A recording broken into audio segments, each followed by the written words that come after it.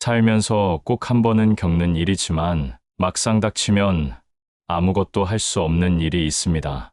그건 사랑하는 가족이 내 눈앞에서 조용히 숨을 멈췄을 때입니다. 울 시간도 없이 누구한테 연락해야 하나, 뭘 먼저 해야 하나, 머릿속은 새하얘지고 손발은 얼어붙습니다. 저는 69세, 은퇴한 장례 지도사입니다. 30년 넘게 수많은 가족의 마지막 길을 함께 지켜봤습니다. 그 중에서도 가장 혼란스럽고 당황스러운 상황은 집에서 가족이 돌아가셨을 때입니다. 슬픔에 잠길 틈도 없이 바로 절차와 결정을 내려야 하는 현실이 닥치기 때문입니다. 그런데 말입니다. 많은 분들이 제일 처음에 잘못된 선택을 하시곤 합니다. 경찰을 부르거나 막무가내로 장례식장을 찾고 어디서부터 뭘 해야 할지 몰라 일이 더 복잡해지는 경우를 수없이 봤습니다. 그래서 오늘은 이 영상을 보시는 여러분께 꼭 알려드리고 싶었습니다. 집에서 사망이 발생했을 때 절대 먼저 경찰을 부르면 안 되는 이유, 그리고 사망 직후부터 장례, 재산 정리, 유가족의 마음 회복까지 우리가 차분히 준비해야 할 모든 절차를 제가 알려드리겠습니다. 혼란은 누구에게나 찾아옵니다. 하지만 미리 알고 있다면 그 혼란 속에서도 흔들리지 않을 수 있습니다. 구독, 좋아요, 알림 설정은 소중한 힘이 됩니다. 구독 감사합니다. 이 이야기 지금부터 시작하겠습니다. 저는 올해로 70이 가까워졌습니다. 35세 처음 장례식장 일을 시작했고 40을 넘기기 전부터는 장례 지도사로 본격적으로 일했습니다. 돌아가시는 분보다 남겨진 가족을 더 많이 바라봐야 했던 시간이었습니다. 눈물 속에서도 식은 밥을 챙기고 빈소를 나서는 조문객에게 허리 숙여 인사하던 가족들, 그런 분들 곁에서 마지막 순간을 조금 더 따뜻하게 만들 수 없을까, 그런 마음으로 수많은 장례를 함께 했습니다. 병원에서 조용히 임종하신 분도 있었고 요양원에서 손잡고 마지막 숨을 쉬신 분도 계셨습니다. 그런데 유독 집에서 갑작스럽게 사망하신 경우 가족들의 표정은 더 얼어 있었습니다. 어디에 전화를 해야 하는지도 모르겠고 괜히 잘못된 선택을 해서 경찰이 들이닥치고 눈물보다 당황이 앞서는 그 순간들, 그걸 너무 많이 봤습니다. 그래서 지금 이 이야기를 꺼내는 겁니다. 저는 의사가 아니지만 수많은 가족의 그날을 가장 가까이서 지켜본 사람입니다. 혹시 모를 그 순간에 여러분의 마음에 작은 등불 하나라도 켜드릴 수 있다면 그걸로 저는 충분합니다. 사람이 세상을 떠나는 건 늘 조용하고 순간입니다. 특히 집에서 돌아가시는 경우는 너무도 평범한 일상 속에서 일어납니다. 아침에 눈을 떴는데 남편이 숨을 쉬지 않고 누워 있었습니다. 혹은 저녁에 TV를 보다 잠든 어머니가 다시 일어나지 않으셨습니다. 그 순간 대부분의 가족들은 이렇게 말합니다. 지금 경찰을 불러야 하나요? 그 마음 저는 너무 잘 압니다. 너무 갑작스럽고 너무 무서우니까요. 그런데 말입니다. 집에서 사망이 발생했을 때 가장 먼저 해야 할 일은 경찰 신고가 아니라 119 연락입니다. 이걸 모르고 경찰부터 부르는 경우 장례가 시작되기도 전에 일이 더 복잡해집니다. 제가 경험한 한 사례를 말씀드릴게요. 70대 어르신이 자택에서 조용히 돌아가셨습니다. 가족이 너무 놀란 나머지 곧바로 112에 신고를 했습니다. 경찰이 출동했고 의심스러운 죽음일 수도 있다는 전제로 사건 사고 처리 절차가 시작됐습니다. 고인의 침대는 줄로 봉인됐고 경찰의 지시로 검시, 조사, 심지어 부검까지 이어졌습니다. 가족은 그저 자연사라고 생각했지만 절차는 이미 통제를 벗어나 있었습니다. 이게 법입니다. 사망 원인이 명확하지 않으면 범죄 가능성을 우선 배제해야 하는 것이 경찰의 역할이기 때문입니다. 그럼에도 불구하고 그 과정이 남은 가족에게는 너무 큰 상처로 남습니다. 눈물도 인사도 못하고 고인을 병원으로 옮기고 조서를 쓰고 장례는 다음 날로 미뤄지고 그 혼란의 시작이 바로 첫 연락이 어디였느냐에서 비롯된 겁니다. 사랑하는 가족이 숨을 쉬지 않습니다. 맥박도 느껴지지 않아요. 그 순간 아무리 놀라고 당황스러워도 가장 먼저 해야 할 일은 딱 하나입니다. 119에 침착하게 연락하는 것. 이 말이 중요합니다. 지금 이 말을 듣고 계신 여러분, 꼭 마음속에 새겨두시길 바랍니다. 119에 전화를 걸면 상담원이 이렇게 물을 겁니다. 환자분이 어떤 상태이신가요? 의식이 없으신가요? 호흡이나 맥박은 느껴지나요? 당황하지 마시고 호흡과 맥박이 없어요. 가족이 숨을 쉬지 않습니다. 그렇게 말씀하시면 됩니다. 그리고 정확한 주소를 또박또박 불러주세요. 그게 끝입니다. 잠시 후 구급대원이 도착합니다. 이제 그분들이 사망 여부를 공식적으로 확인하게 됩니다. 이 과정이 없으면 아무 장례도 아무 신고도 시작할 수 없습니다. 그리고 이때부터는 상황에 따라 두 가지 길로 나뉩니다. 평소 병원에 다니던 환자였다면 주치의가 사망진단서를 발급할 수 있습니다. 평소 병력이 없거나 갑작스러운 죽음이라면 경찰이 동행하거나 응급실로 이송 후 검시 및 사망진단서 발급 절차가 필요합니다. 이런 흐름이 매우 중요합니다. 가족이 경찰을 부르지 않아도 상황이 필요하면 구급대원이 경찰에 연락합니다. 우리가 먼저 나설 필요는 없습니다. 즉, 요약하면 이렇습니다. 사망이 의심되면 먼저 119 구급대원이 사망 확인, 사망진단서 발급 루트로 연결, 절대 먼저 경찰에 신고하지 말 것, 주소와 상황 설명만 침착하게 전달할 것, 이 단계를 차분히만 밟으면 뒤이은 장례식장 연락, 사망 신고, 모든 절차가 매끄럽게 이어질 수 있습니다. 눈물 속에서도 첫 단추만은 정확히 꿰어야 고인의 마지막을 흐트러짐 없이 보낼 수 있습니다. 사망진단서라는 종이 한 장. 하지만 이 한 장이 없으면 그 어떤 절차도 시작할 수 없습니다. 제가 일을 하면서 가장 많이 들었던 말 중 하나가 이겁니다. 사망진단서요? 그건 나중에 받아도 되지 않나요? 아닙니다. 이 서류는 장례식장에 고인을 모시는 순간부터 보험금 청구, 사망신고, 각종 행정 처리까지 모든 과정에 반드시 필요한 첫 문서입니다. 어느 60대 따님이 계셨습니다. 어머니가 집에서 돌아가시고 너무 슬픈 마음에 장례식장부터 급히 연락하셨습니다. 이송도 했고 빈소도 차렸습니다.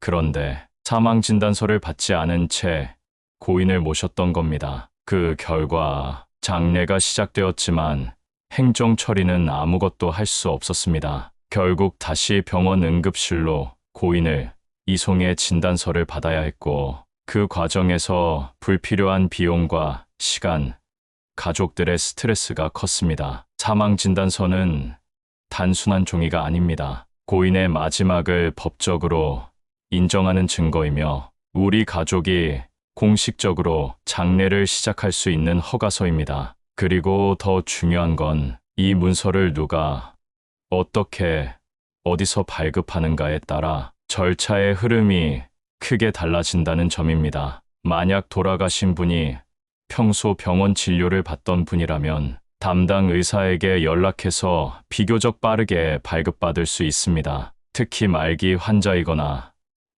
오랜 투병 끝에 돌아가신 경우가 그렇습니다. 하지만 갑작스러운 죽음, 병력이 전혀 없던 분, 또는 낙상이나 외상이 있었던 경우 의사가 직접 사망 원인을 판단하기 어렵습니다. 이때는 경찰 신고, 검시, 응급실, 이송 사망진단서 발급, 이렇게 절차가 길어지며 경우에 따라선 부검까지 이어질 수 있습니다. 즉, 사망진단서는 모든 절차의 출발점이자 그 전후에 따라 가족의 부담이 크게 달라지는 핵심 열쇠입니다. 이 점을 꼭 기억해 두시길 바랍니다. 먼저, 사망진단서를 받는 방법은 돌아가신 상황에 따라 달라집니다. 아래 순서대로 차분히 따라가 보세요. 첫째, 돌아가신 분이 평소 병원 진료를 받고 계셨던 경우, 예를 들어 고혈압, 심장병, 암 등으로 꾸준히 치료를 받아온 분이라면 담당 주치의에게 연락하면 됩니다. 의사가 고인의 상태를 알고 있기 때문에 사망 원인을 판단하고 진단서를 발급할 수 있습니다. 이런 경우엔 사망진단서를 빠르게 받을 수 있고 장례 절차도 그만큼 신속하게 진행됩니다.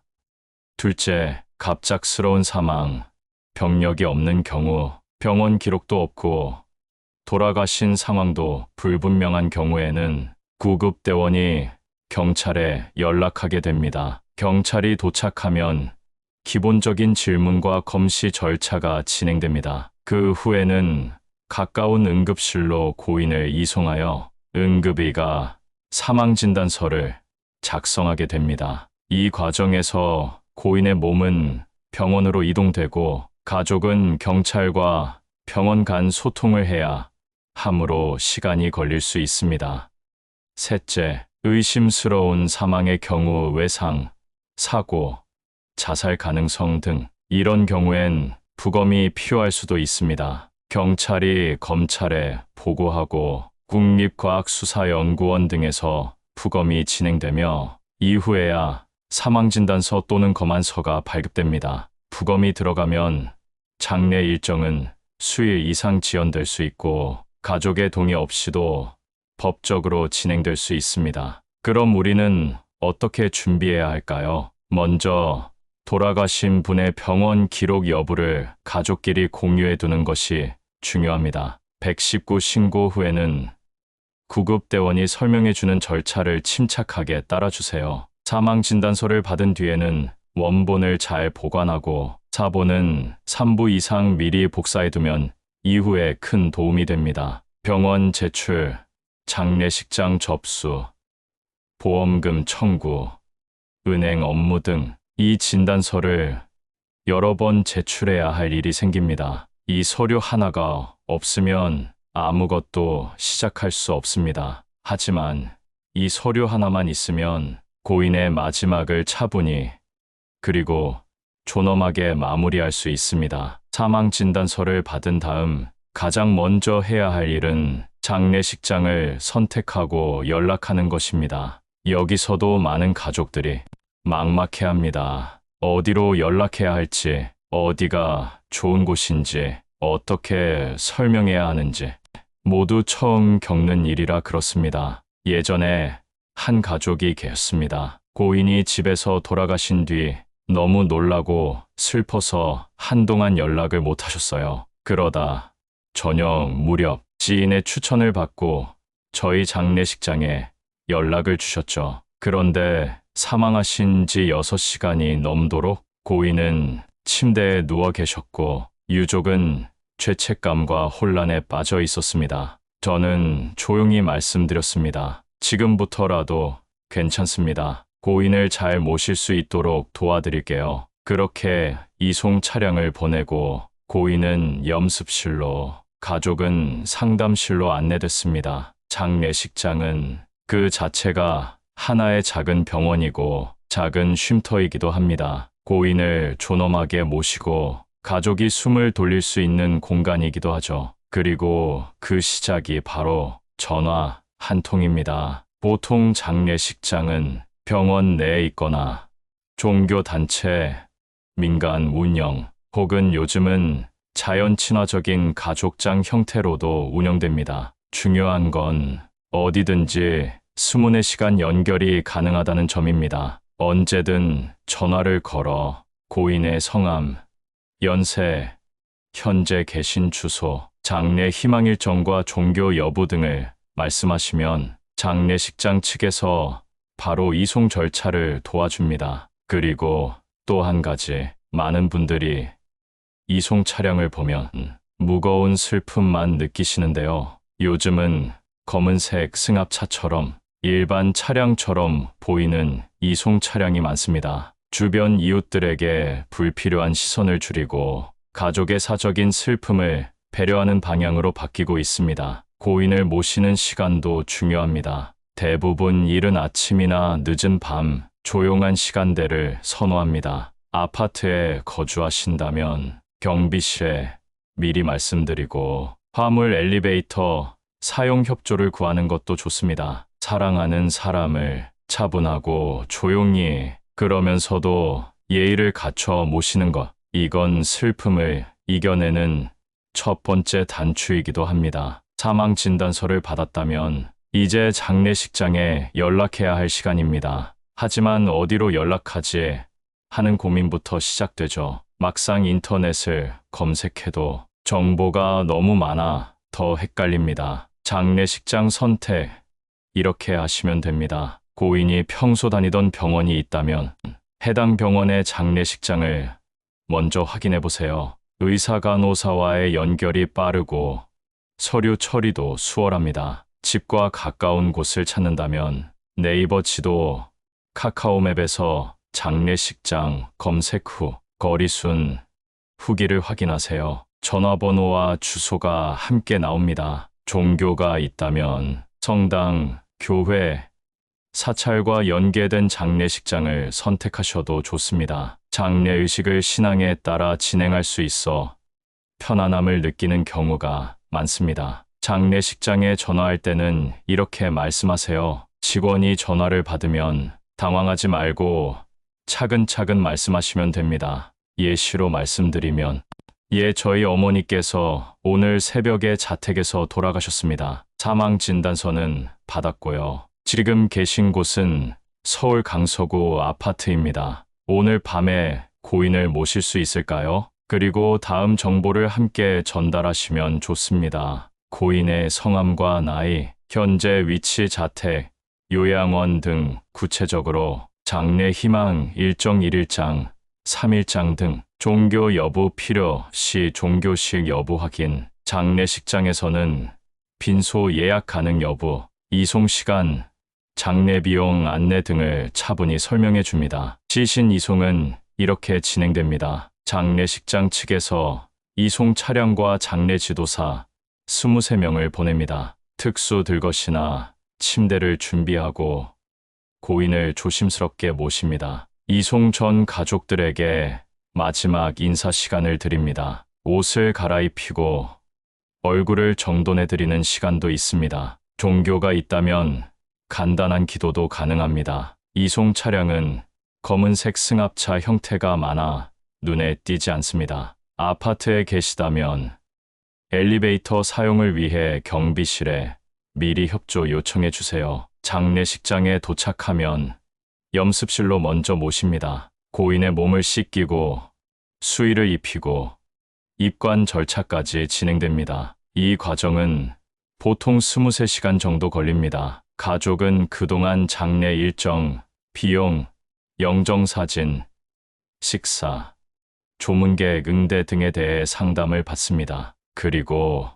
하나의 팁을 주자면 고인의 좋아하던 옷을 준비해 두거나 평소 쓰던 안경이나 사진 등을 함께 챙겨두시면 염습 후 빈소 준비 시에 도움이 됩니다. 이송은 단순히 이동이 아닙니다. 고인을 세상에서 마지막으로 정중히 모시는 시간입니다. 눈물 속에서도 그 시간을 차분하고 따뜻하게 만들 수 있는 준비, 지금 여러분도 충분히 하실 수 있습니다. 장례 절차 중 가장 많은 고민과 논의가 오가는 부분이 있습니다. 바로 장례 방식을 어떻게 할 것인가입니다. 매장을 할 것인지, 화장을 할 것인지, 3일장을 치를 것인지, 하루 만에 마무리할 것인지, 종교식으로 할 것인지, 간소하게 할 것인지, 이건 단순히 형식을 정하는 게 아닙니다. 고인의 뜻을 어떻게 기억할 것인지,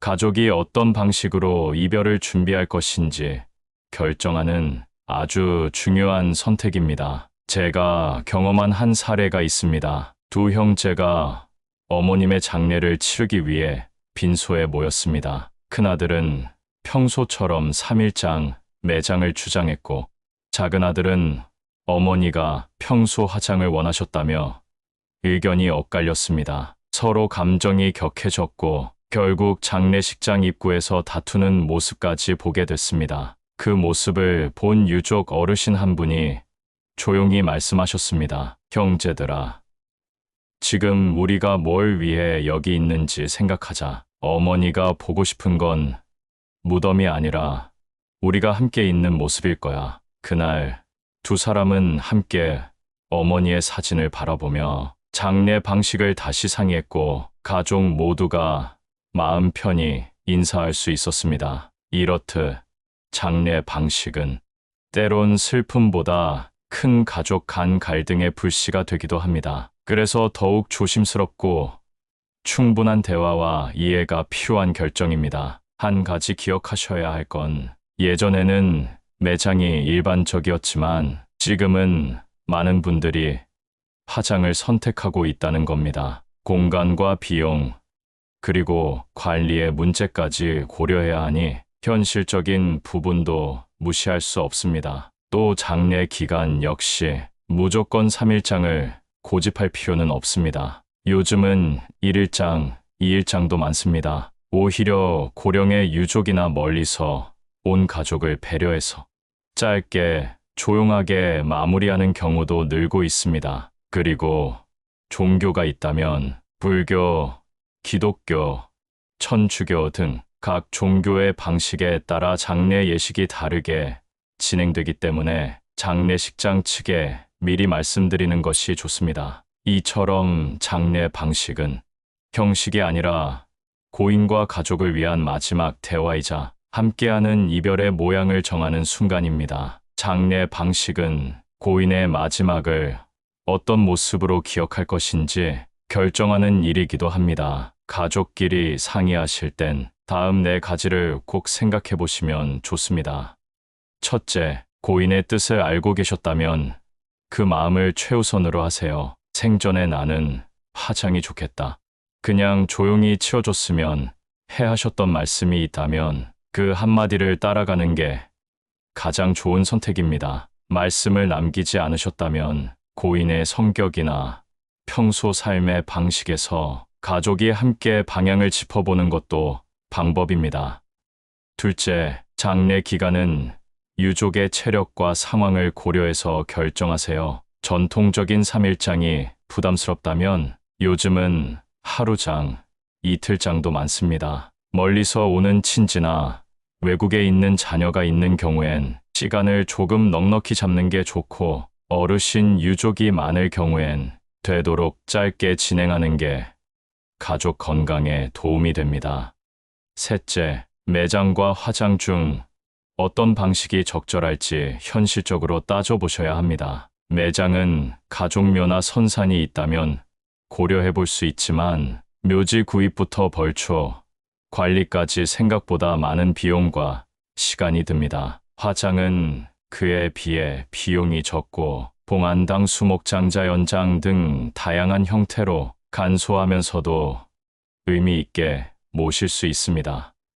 넷째, 종교가 있으시다면 반드시 장례식장 측에 말씀해 주세요. 불교는 천도제, 기독교는 예배, 천주교는 연도와 장례사 등 각 종교별 예식이 다릅니다. 장례 지도사는 이런 부분도 함께 도와드립니다. 필요한 의식을 준비해주고 종교인의 연락까지 연결해 줄 수 있습니다. 마지막으로 한 가지 더 말씀드리고 싶습니다. 장례는 비용이 많이 드는 일입니다. 예산이 정해져 있다면 장례식장에서 견적서를 받고 꼼꼼히 확인하세요. 누가 상주가 될지, 조문객은 몇 명 정도 예상되는지, 식사나 장례 용품은 어떤 수준으로 할지 가족끼리 미리 이야기 나누시면 좋습니다. 겉모습이 화려하지 않아도 괜찮습니다. 중요한 건 고인을 향한 진심과 예의, 그리고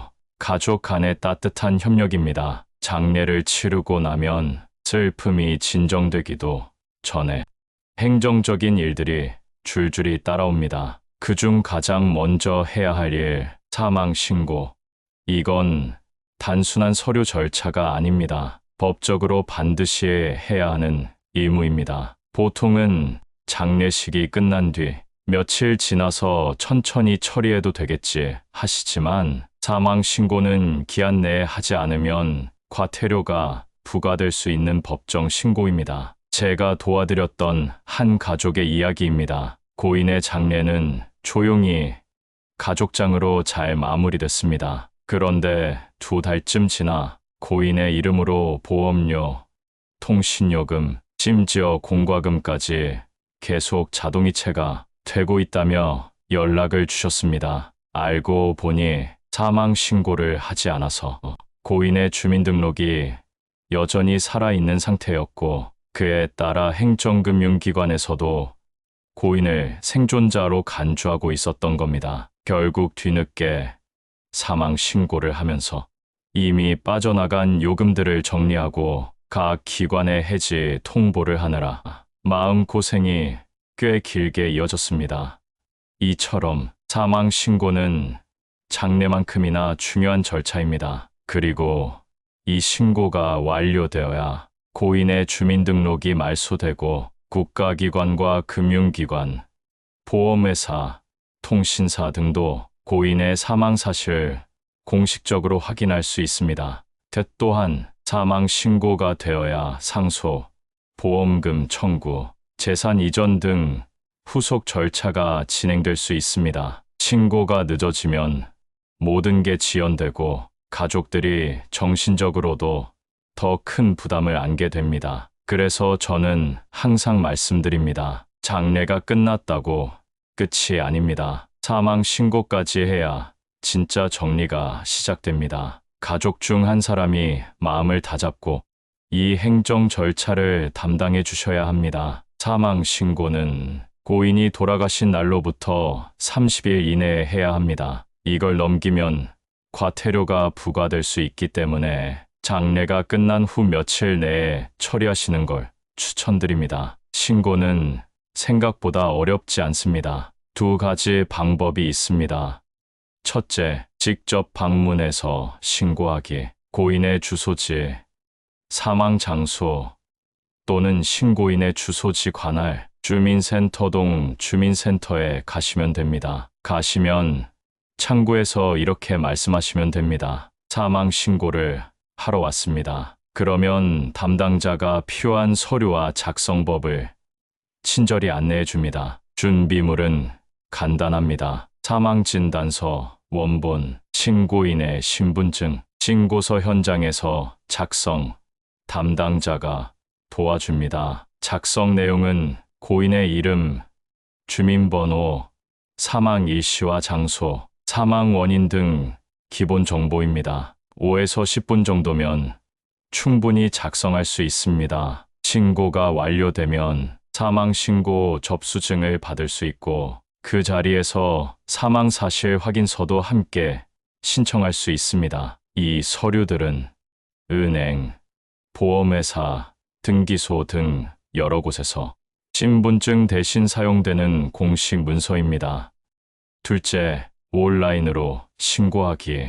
요즘은 정부24 웹사이트나 모바일 앱을 통해서도 사망 신고가 가능해졌습니다. 특히 장례 중이거나 시간이 여의치 않은 분들에게는 매우 편리한 방법입니다. 단, 온라인 신고는 전자 사망진단서가 발급된 경우에만 가능합니다. 요즘은 대형 병원에서 전자 진단서를 발급해 주는 경우가 많습니다. 이 경우 따로 서류를 제출하지 않아도 주민센터에서 병원 시스템을 통해 진단서를 확인할 수 있습니다. 신고인은 누구나 할 수 있는 건 아니고 배우자, 자녀, 부모, 형제자매 순으로 직계 가족이 우선적으로 할 수 있습니다. 동거 중이던 친족이 있을 경우 그분이 맡으셔도 됩니다. 사망 신고가 완료되면 고인의 주민등록은 말소되고 다음과 같은 기관에 정보가 자동으로 전달됩니다. 국민건강보험, 국민연금, 선거관리위원회, 행정기관 전산망 등. 하지만 모든 기관에 자동으로 전달되지는 않기 때문에 은행, 보험회사, 통신사, 부동산 등은 가족이 별도로 해지 요청을 하셔야 합니다. 또한 고인 명의로 되어 있던 자동이체, 보험료, 카드 결제 등이 계속 빠져나가는 걸 막기 위해 각 기관에 직접 연락해서 정지 요청을 해두셔야 합니다. 마지막으로 고인의 재산이나 부동산, 차량 등이 있다면 소유권 이전, 상속 절차로 연결되는 첫 번째 문이 바로 이 사망 신고입니다. 그러니 장례를 마치고 가족이 한숨 돌리셨다면 가장 먼저 이 행정 절차부터 차분히 마무리하시는 게 좋습니다. 장례가 끝나고 잠깐의 정적이 흐릅니다. 그때 누군가 조심스럽게 묻습니다. 아버지 재산은 어떻게 되는 거예요? 슬픔 속에서 꺼내기 망설여지는 이야기지만 정리하지 않으면 오히려 더 큰 오해와 다툼이 생길 수 있는 문제가 바로 상속입니다. 제가 함께했던 어떤 가족은 고인의 장례를 정성껏 치렀습니다. 형제들도 오랜만에 모여 서로를 위로했고 빈소는 따뜻한 분위기로 채워졌습니다. 그런데 장례 후 일주일쯤 지나 갑자기 큰형님이 말씀하셨습니다. 아버지, 통장 내가 맡아놨다. 그 돈은 내 앞으로 정리하겠다. 순간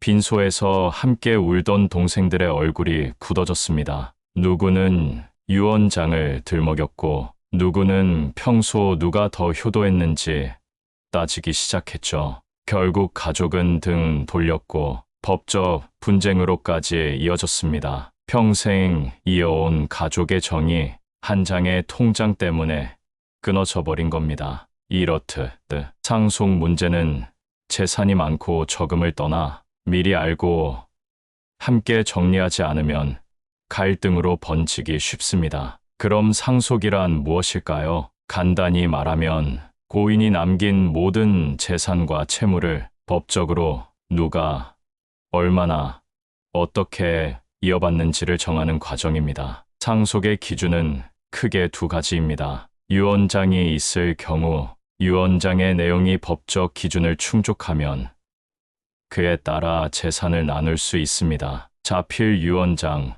공정증서, 비밀증서 등 여러 형식이 있으며 법적 효력을 가지려면 요건을 반드시 갖춰야 합니다. 유언장이 없을 경우 민법에서 정한 법정 상속 순위에 따라 상속이 진행됩니다. 1순위는 배우자와 자녀, 자녀가 없으면 배우자와 부모, 그마저 없으면 형제자매로 이어집니다. 여기서 주의할 점은 배우자는 언제나 다른 상속인과 함께 공동 상속을 받는다는 점입니다. 즉, 아내가 있다고 해서 모든 재산을 단독으로 상속받는 것은 아닙니다. 장례가 끝나고 조용히 숨을 돌리게 되면 이제는 고인이 남긴 재산과 채무를 어떻게 정리할 것인지 가족끼리 상의할 시간이 필요합니다. 그때 가장 먼저 해야 할 일은 유언장이 있는지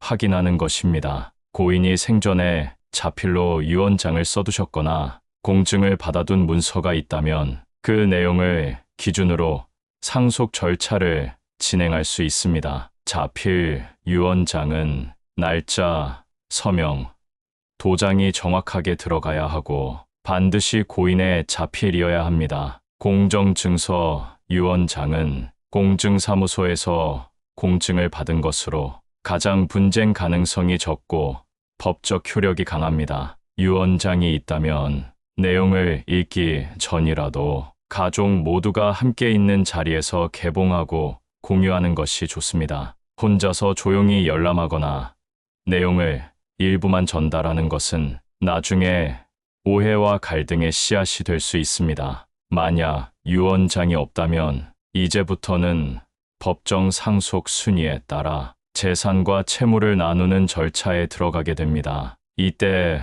가장 중요한 것은 재산과 함께 빚도 상속된다는 점입니다. 그래서 반드시 상속을 결정하기 전에 고인의 재산과 부채 현황을 정확히 파악해야 합니다. 현명하게 하시려면 주민센터에서 제공하는 사망자 재산조회 통합 서비스를 이용해 보세요. 이걸 신청하면 고인의 예금, 부동산, 보험, 세금 체납, 대출, 카드 사용 기록 등 전체 내역을 한 번에 확인할 수 있습니다. 조회는 무료이고 고인의 상속인이 직접 신청하면 됩니다. 그 다음 재산과 빚을 비교해서 세 가지 선택 중 하나를 결정할 수 있습니다. 단순 승인, 재산도 빚도 그대로 모두 상속받는 방식입니다. 보통 재산이 많거나 정리가 끝난 경우에 선택합니다. 한정 승인,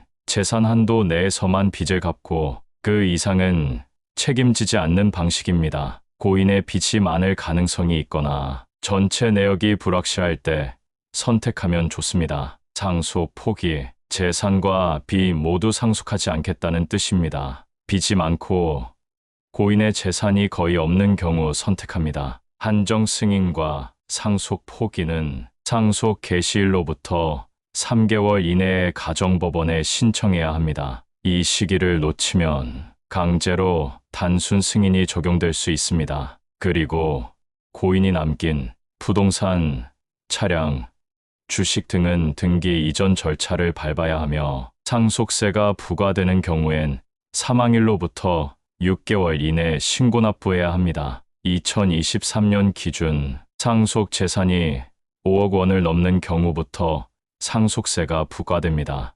해당된다면 꼭 세무사나 변호사의 도움을 받는 게 좋습니다. 마지막으로 가족 간 상속 분할은 가능한 한 대화를 통해 합의하는 것이 가장 좋습니다. 서로 감정이 상하거나 의심이 생기는 순간 형제끼리 소송까지 가는 경우도 많습니다. 가능하면 가족 회의를 열고 상속 비율, 명예 이전, 누가 무엇을 맡을지 모두가 납득할 수 있게 이야기 나누시는 걸 추천드립니다. 이 모든 과정이 마음의 짐처럼 느껴질 수도 있습니다. 하지만 이건 단지 돈의 문제가 아니라 고인의 뜻을 정리하고 가족의 관계를 지켜내는 과정이기도 합니다. 차분히 그리고 함께 손잡고 하신다면 이 복잡한 시간도 잘 지나갈 수 있습니다. 사람이 떠나는 순간은 언제나 갑자기 찾아옵니다. 집에서 갑작스러운 사망이 발생했을 때 가족은 너무 놀라고